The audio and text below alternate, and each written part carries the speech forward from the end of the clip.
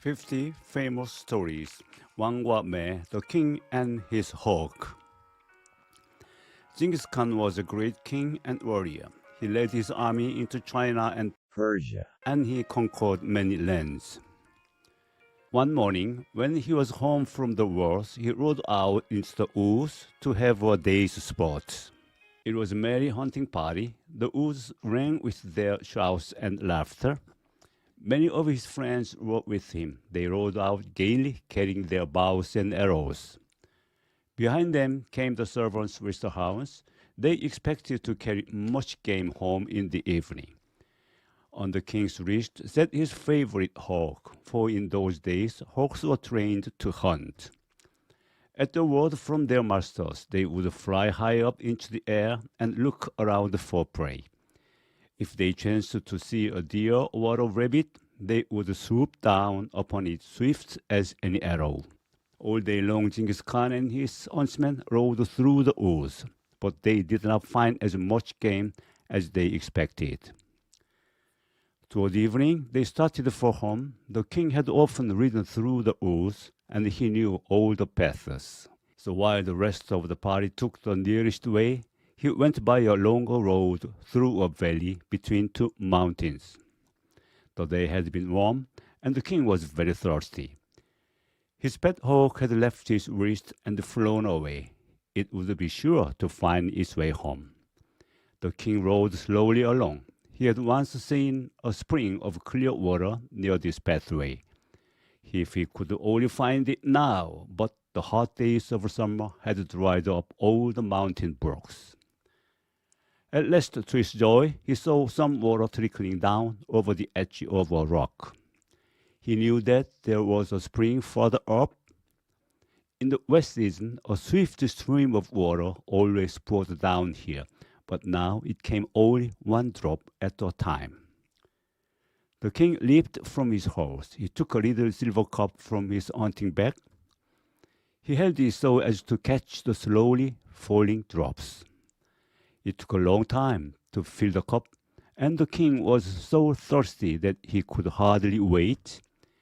At last it was nearly full. He put the cup to his lips and was about to drink. All at once there was a whirring sound in the air, and the cup was knocked from his hands. The water was all spilled upon the ground. The king looked up to see who had done this thing. It was his pet hawk. The hawk flew back and forth a few times and then alighted among the rocks by the spring. The king picked up the cup and again held it to catch the trickling drops. This time he did not wait so long. When the cup was half full, he lifted it toward his mouth.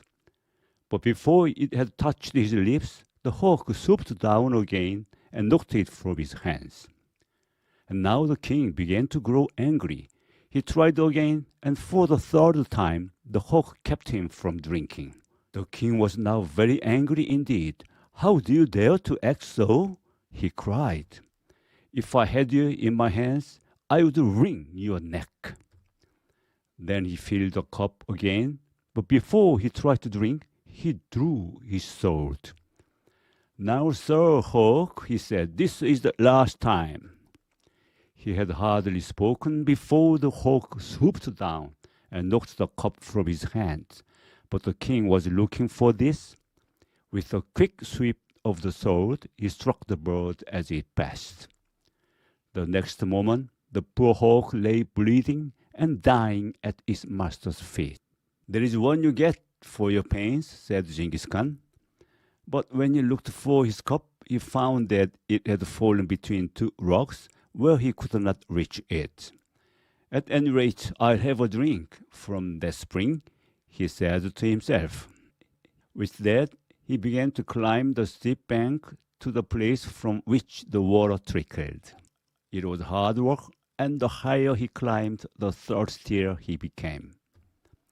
At last he reached the place. There indeed was a pool of water. But what was that lying in the pool and almost filling it?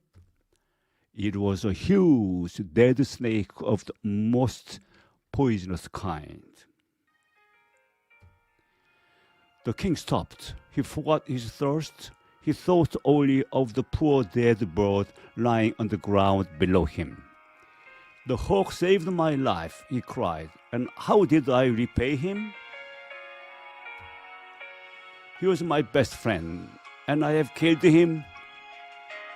He clambered down the bank. He took the bird up gently and laid it in his hunting bag.